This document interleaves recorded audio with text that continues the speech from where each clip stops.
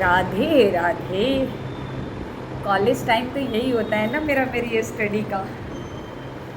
तो 10 बज रहा है, उपस्थित हो चुकी हुई हूँ। कहा है ना, प्रतिदिन उपस्थित रहूँगी अपने बिहारी की चीज़ों के साथ, राधे रानी की चर्चाओं के साथ। 4 लाइन है जो मेरी डायरी में देखिए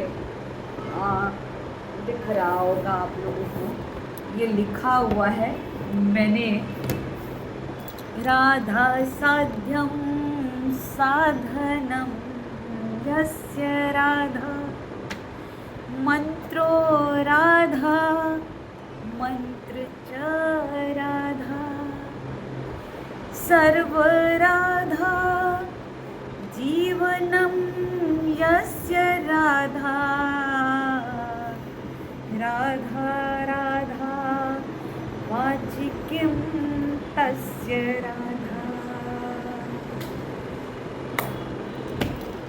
सर्वस्व राधे,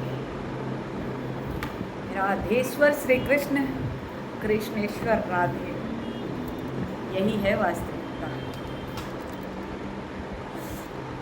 तो मैंने कहा कि चलो भाई, आज अभी तो मेरा विराट विग्रह का चल रहा है। विराट विग्रह पे बड़े शोध, बड़ी चीज़ें, बहुत सारी चीज़ें पढ़ने को पड़ी हुई।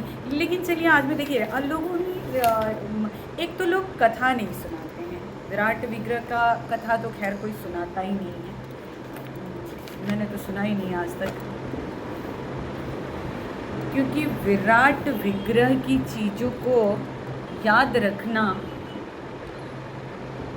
बड़ा मुश्किल है। मतलब मुश्किल नहीं कह सकते हैं, जो याद करने का प्रयास करेगा उसको तो याद हो ही जाएगा कि विराट विग्रह के किस पूरे स्वरूप में, किस चीज से उनके इतनी, विराट विग्रह का मतलब है भैया 84 लाख प्रकार की योनियां, 84 लाख मुख हैं उनके विराट विग्रह के, और हर मुख से 84 लाख प्रकार की योनियों का आवन जावन आवन जावन आवन जावन ये चलता रहता है। हमें लगता है चीज़ें बड़ी हलवा है भैया। मैं तो कहती हूँ भगवान से बड़ा कोई इंजीनियर नहीं, भगवान से बड़ा कोई साइंटिस्ट नहीं, और भगवान को समझ सके आज तक ऐसा कोई आविष्कार हुआ ही नहीं और ना कभी होगा। ईश्वर सर्वोपरि, ईश्वर ईश्वर।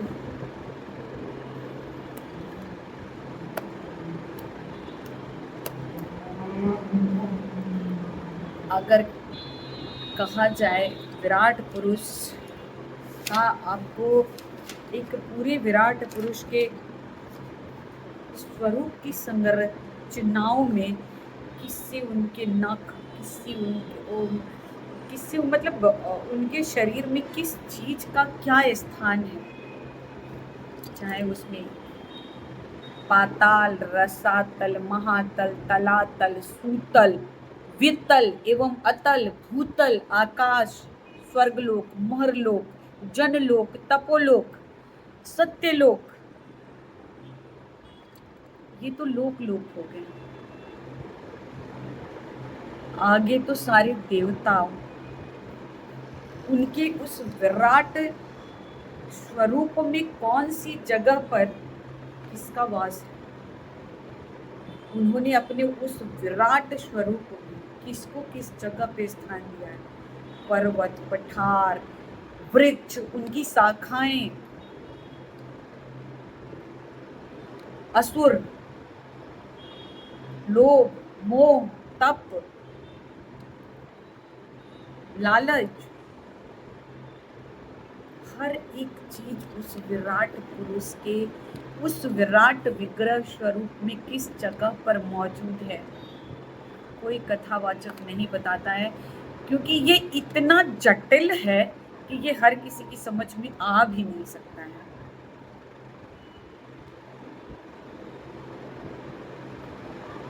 अगर इतने सारे लाखों की संख्याओं में लोग कथाएं सुनते हैं, किसी से पूछ कर देखिए महतत्व का मतलब क्या होता है।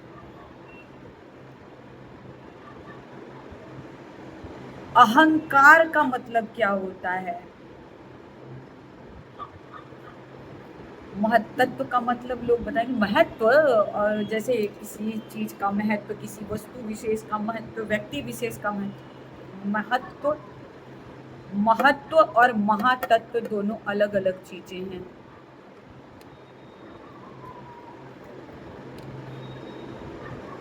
बहुत ही अलग है दोनों, और दोनों को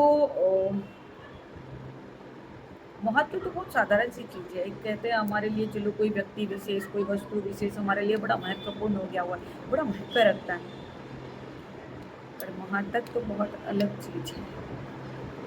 पूरा विराट विग्रह स्वरूप की संरचना करने के बाद भी ऐसा क्या था, उसके हाथ बन गए, पैर बन गए, मुख बन गए, होठ बन गए, आंख बन गए, नाक बन गए, जिह्वा बन गई, अब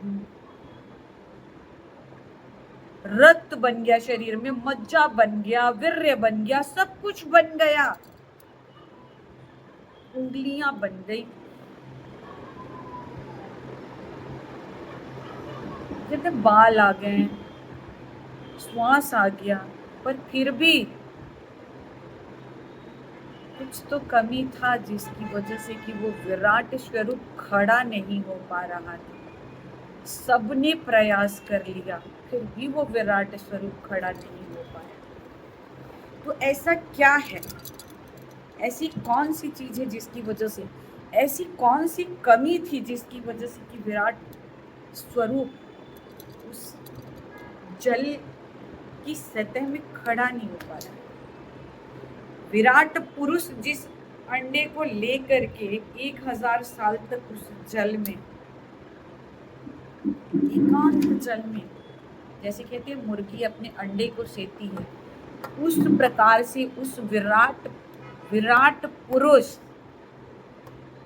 ने अपनी ही 23 शक्तियों को इकट्ठा करके उनको एक दूसरे के साथ विलय और विलग दोनों करके, उसके बाद पुनः उन 23 शक्तियों से जो 23 स्वरूप, 23 अंश उसके जो निकले हैं, जो अणु उसके निकले हैं, उन सबको मिला करके तो एक अंड का निर्माण हुआ। और वो विराट पुरुष उस अंड को लेकर के और कई हजार साल तक जल के शांत एकांत अंधेरे सतह में उस अंडे को लेकर बैठा रहा। जब सृष्टि की संरचना का वक्त आया तो वो अंडा फूटा, उस अंडे को फोड़ करके विराट विग्रह की उत्पत्ति। पर विराट विग्रह में सब कुछ, सारी चीजें आने के बाद भी विराट विग्रह स्वरूप जो है वो खड़ा नहीं हो पाया, नहीं हो पाया। तो ऐसा क्या था जिसकी वजह से कि ऐसी कौन सी कमी थी। तो ईश्वर स्वयं को अंड स्वरूप में रख करके अपनी शक्ति में उस विराट विग्रह स्वरूप का निर्माण करते हैं, परंतु फिर क्या है, क्या था जिसकी वजह से कि वो स्वरूप खड़ा नहीं हो पा रहा। सोचिए, विचार करिए। दुनिया मुझे बड़ा ज्ञान देती है, पर जब मैं ऐसे प्रश्न पूछती हूँ तो मैं चाहती हूँ कि दुनिया मुझे जवाब दे। और दुनिया कौन भाई, जो मेरे आसपास मेरे जुड़े हुए लोग हैं वही मेरी दुनिया होंगे ना। वैसे तो मेरी दुनिया कुछ और ही है, मेरी दुनिया तो मेरा ईश्वर है। लेकिन फिर जब मैं इस मनुष्य तन में हूँ, इस धरा पे हूँ, तो ईश्वर की इस बनाई दुनिया में ही तो है ना। मेरी दुनिया ईश्वर, पर मैं तो ईश्वर की बनाई इस दुनिया में उपस्थित हूँ ना। और इस उपस्थिति की वजह से मैं चाहती हूँ कि जो लोग मुझसे जुड़े हैं, थोड़े बहुत तो ज्ञान उनके पास, भैया मुझसे तो बड़े ही ज़्यादा ज्ञान है सबके पास। मैं तो निरा मूर्ख। जिसे आम और गुठली का भी शायद भेद ना पता चले हैं, क्या कहें। और ऐसे ही रहना भी चाहिए, ऐसे ही रहना। कहते ना, हरि भजो सब तजो, और सब तजो हरि भजो। एक प्रश्न है,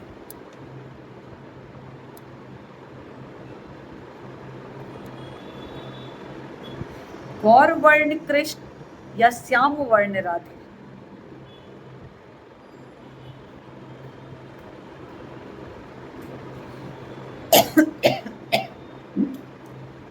नारायण। गौर वर्ण कृष्ण या श्याम वर्ण राधे? चाहूंगी कि उत्तर दीजिए आप लोग। विडंबना तो ये है कि उत्तर ही नहीं आता है। बात सकते हैं ना बिहारी। छोटे छोटे छोटे छोटे छोटे छोटे छोटे छोटे प्रश्नों के उत्तर देते देते देते देते ना बड़ा ही फर्क पड़ता है। कहते हैं ना, हमारे थे प्रभु जी, तुम हमारे हो, तुम हमारे ही रहोगे, हे मेरे प्रियतम। ये कोई नहीं कहता है, सब कहते हैं हम तुम्हारे थे प्रभु जी। क्यों कहते हैं कि हम तो आपके हैं ना भगवान। भगवान से मतलब जो रहता है भैया, दुख आया, विपदा आया, विपत्ति आई, ये चाहिए, धन चाहिए, दौलत चाहिए, पुत्र चाहिए, पुत्री चाहिए,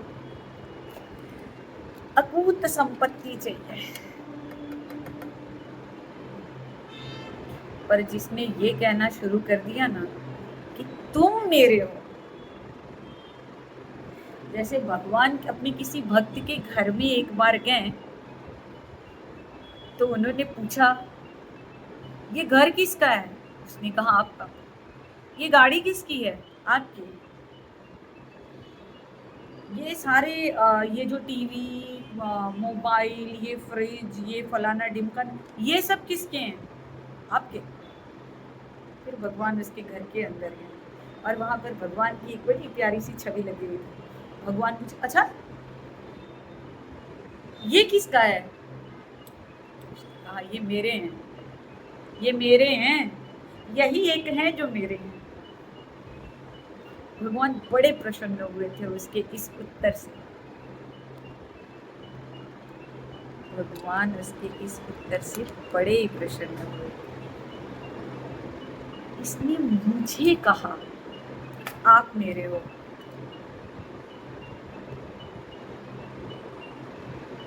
और यही मैं कहती हूँ। ऐसे कैसे कहोगे कि तुम मेरे नहीं हो? तुम मेरे हो मतलब मेरे हो।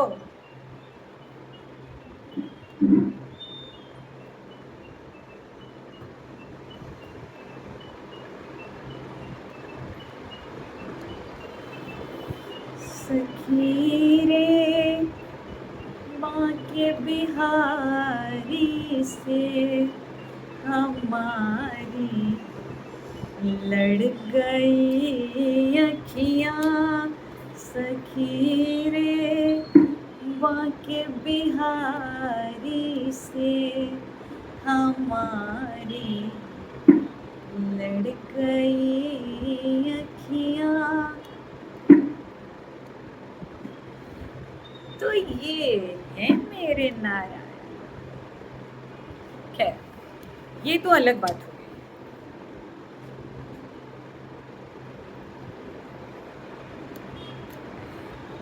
जब भगवान अपने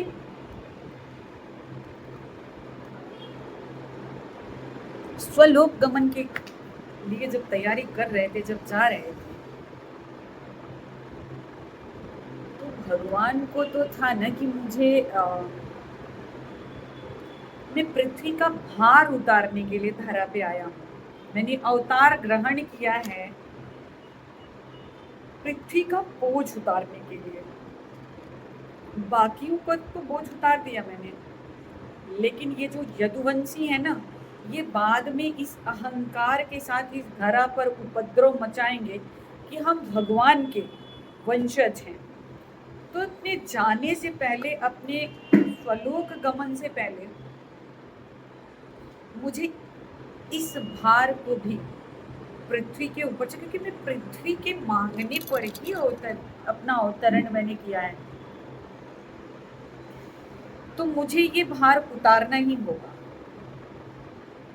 तो भगवान ने ना लीला रची, उनके वंशजों ने मुनियों के साथ अभद्र मजाक किया, पेट पे कपड़ा बांध करके जा करके ये कहना कि एक यदुवंशी ने साड़ी वाड़ी पहन के मुनियों के पास जा करके उनके साथ ठिठोली करना कि ये गर्भवती है, आप कुछ ऐसा करिए, बताइए इसको क्या मतलब इसकी संतान क्या होगी।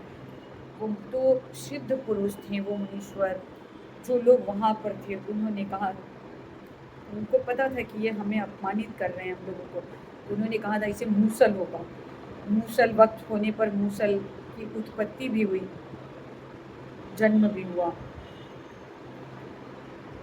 उसको समाप्त करने की प्रक्रिया भी की गई, उसको चूर करके, उसको तोड़ करके फेंक दिया गया। उसके कुछ अंशों से जो चूरे बना के फेंके गए थे, उनसे सरकंडे के पेड़ निकले, जो बड़े ही शार्प, एकदम तलवार के धार की तरह होते हैं। और उसका एक टुकड़ा जो था वो नदी में चला गया था, जो एक मछली ने उसको ग्रहण कर लिया। तो इस तरीके की लीलाएं करते करते भगवान ने उसकी समाप्ति की वो की। जब समाप्त होने का, जब ऋषियों के श्राप, उन मुनीश्वरों के श्राप के संपूर्ण होने का वक्त आया, और जब ये लोग निकल करके तीर्थ यात्राओं की तरफ आए, सब जगह तीर्थ यात्रा करते करते करते करते ये लोग प्रभास क्षेत्र में सरस्वती नदी के तट पर आकर के जब रुके हैं, वहाँ पर इन्होंने, ये सारे यदुवंशियों ने बहुत सारे दान पुण्य कर्म सब किए हैं। पितरों को दान दिया है, तर्पण दिया है, ब्राह्मणों को बहुत सारे धान्य गौएं सब कुछ दान में दिया है उन लोगों ने। उसके बाद ब्राह्मणों से आशीर्वाद लेकर के, उनसे इजाजत लेकर इन लोगों ने भोजन ग्रहण किया, दारूणी मदिरा का पान किया। और दारूणी मदिरा का पान करते ही इन लोगों की बुद्धि जो थी वो भ्रष्ट, आपस में ही लड़के मार काट मचाना, एक दूसरे को मारना इन लोगों ने शुरू कर दिया। भगवान बीच बचाव करने के लिए गए, भगवान को ही दौड़ा दिए ये लोग। और उससे पहले, जब नियति बन चलती है तो बन चलती है ना, ईश्वर तो ईश्वर है। जो उनके भक्त होते हैं, जो भागवत भक्त होते हैं, जो सिद्ध संत होते हैं, जो हर वक्त श्री हरि नारायण के चरणार बिंदों का पान करते रहते हैं, सेवन करते रहते हैं, तो भगवान उनको वैसी स्थितियों और परिस्थितियों से दूर पहले ही कर देते हैं। तो उद्धव उनके कैसे सखा थे, जो रत्ती भर को भी श्री कृष्ण से विलग नहीं थे। रूप, रंग, नाक, नक्श, हर कद काठी, हर प्रकार से भगवान ने उनको कहा था कि तुम बद्रिकाश्रम चले जाओ, मैं नर नारायण में बद्रिकाश्रम में ही उपस्थित हूँ, तुम वहां जा करके मेरी भगवत भक्ति करो। लेकिन कहते हैं ना, मित्रता भी अपनी जगह बहुत महत्व रखता है, और वो तो श्री हरि नारायण के भक्त थे। जब उनके यदुवंशियों ने जब भगवान को दौड़ाया मारने के लिए, तो उद्धव उनको बचाकर वहां से निकाल कर लाए। वहां से भगवान उनको कहे कि तुम बद्रिक आश्रम जाओ, और भगवान वहां से चल दिए। भगवान प्रभास क्षेत्र में आकर के सरस्वती नदी के तट पर आचमन करके एक छोटे से वृक्ष के नीचे, जिसे भालका तीर्थ के नाम से आज गुजरात में जो भालका तीर्थ के नाम से है सोमनाथ, भगवान उस छोटे से वृक्ष से टेक लगा करके अपनी दाहिनी जंघा पर अपने बाएं पैर का तलवा रख करके और बैठ करके एकांत में, कहते सोचनीय अवस्था में बैठे उद्धव पीछे पीछे पीछे पीछे पीछे पीछे उनके वहां पहुंच गए। और वहां पहुंच के उद्धव देखते हैं कि जो सबके आश्रय हैं,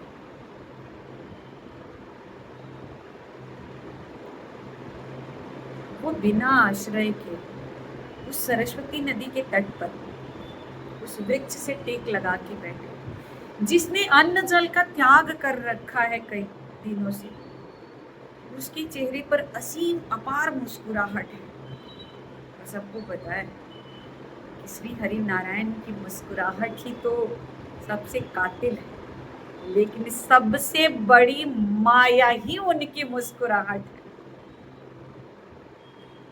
नारायण जो विराट विग्रह स्वरूप विराट पुरुष हैं, उनमें उनकी मुस्कुराहट ही उनकी माया है।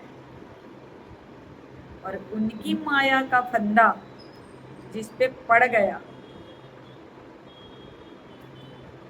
इस चलती मैराथन भक्ति के मैराथन से बाहर खींच के वो माया का फंदा ले आएगा। इसीलिए तो बिहारी कहते हैं माया से बाहर आओ। जब कभी भी अगर मैं थोड़ा इमोशनल हो जाती हूँ या जब कभी भी मेरे अंदर कुछ ऐसा भाव आता है, बिहारी तुरंत मुझे कहते हैं माया से बाहर आओ, भक्ति करो।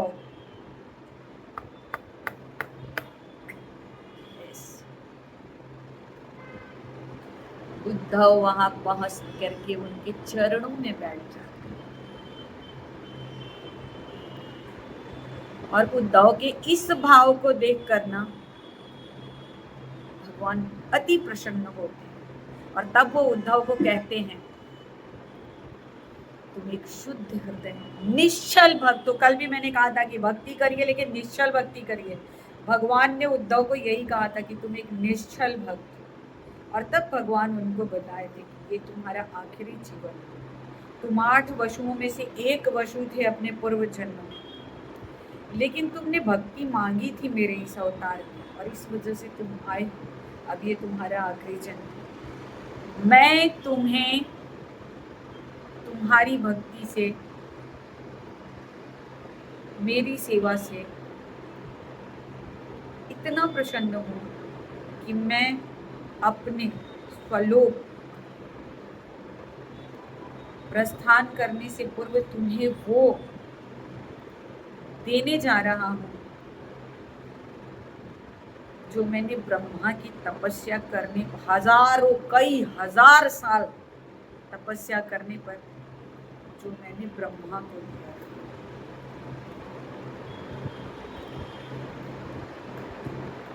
भ से भक्ति, भ से भगवान, भ से भगवान।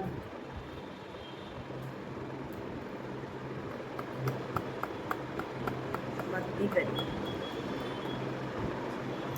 मैं तो अपनी चीजें आप लोगों तक पहुंचाती हूँ, आगे तो मुझे क्या पता है। सबकी अपनी अपनी नियति होती है, कौन कैसे क्या करता है वो तो उससे पता होगा।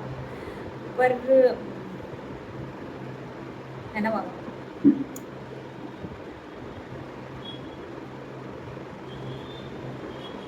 तो आज मैंने उद्धव के वहां तक पहुंचने की बात बताई। अब उद्धव को भगवान ने क्या कहा, उनको वो ज्ञान देने के बाद जो उन्होंने ब्रह्मा जी को दिया था, उसके बाद भगवान उद्धव को क्या कहते हैं, ये मैं आप लोगों को कल बताऊंगी है।